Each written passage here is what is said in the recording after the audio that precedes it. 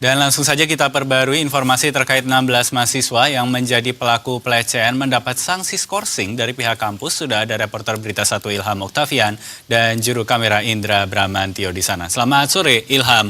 Usai ke-16 pelaku dijatuhi sanksi skorsing, bagaimana situasi di kampus sekarang ini? Ada tanggapan juga kah dari mahasiswa lainnya soal skorsing ke-16 pelaku ini?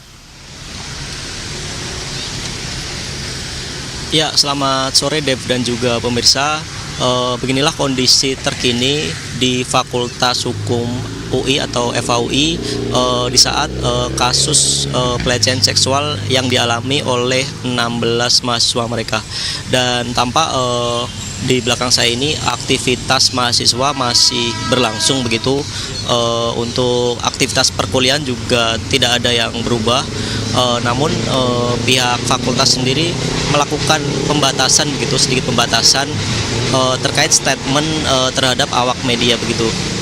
Tadi kami sempat ingin menanyakan wawancara begitu dengan pihak kampus, namun mereka menyampaikan bahwa statement sendiri hanya melalui satu pintu. Untuk pengamanan ada pengetatan begitu, sementara untuk aktivitas belajar mengajar siswa sendiri di FHUI berlangsung normal. Baik.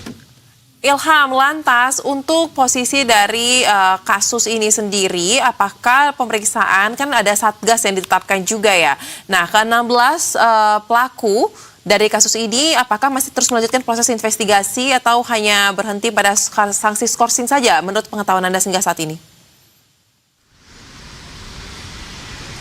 Ya, untuk sampai saat ini sendiri 16 pelaku pelecehan seksual di Fakultas Hukum UI sendiri saat ini masih menjalani proses hukuman penonaktifan akademik yang dimulai dari 15 April sampai 30 April 2026 mendatang. Pihak Fakultas UI sendiri menyampaikan bahwa mereka menginginkan satgas tersebut berdiri independen, artinya tidak melalui campur tangan kampus begitu, namun tetap diisi oleh pihak profesional. Dan pihak kampus sendiri juga menyampaikan bahwa mereka juga terus berkoordinasi begitu dengan Kementerian Perlindungan Perempuan dan Anak atau Kemen PPA untuk terus melanjutkan investigasi dari kasus dugaan pelecehan seksual ini. Oke, Ilham, jadi dinonaktifkan dulu untuk 16 mahasiswa ini dari sampai ke akhir April nanti. Nah, untuk korbannya sendiri, seperti apa upaya pendampingan yang diberikan, baik dari pihak kampus ataupun mungkin pihak-pihak lain kepada mahasiswa dan juga dosen yang jadi korban? Apakah ada keterangan terbaru juga dari kampus soal itu? Untuk keterangan terbaru dari kampus sendiri, mereka menyampaikan bahwa mereka mendesak satgas tersebut dilakukan secara independen begitu. Sementara untuk pendampingan bakal terus dilakukan selama investigasi sendiri masih berlangsung. Dan rencananya pihak UI sendiri bakal melibatkan sejumlah stakeholder untuk mengusut kasus ini, diantaranya yakni Kementerian PPA, juga pihak korban maupun terduga korban yang lain yang kemungkinan bertambah. Baik.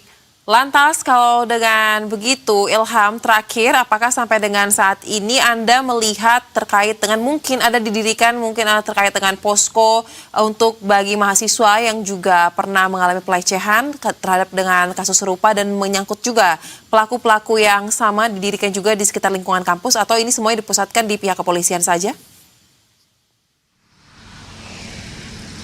Nah, untuk keberadaan posko sendiri, pihak mahasiswa yang menampung begitu suara korban begitu, mereka belum membentuk posko secara fisik begitu.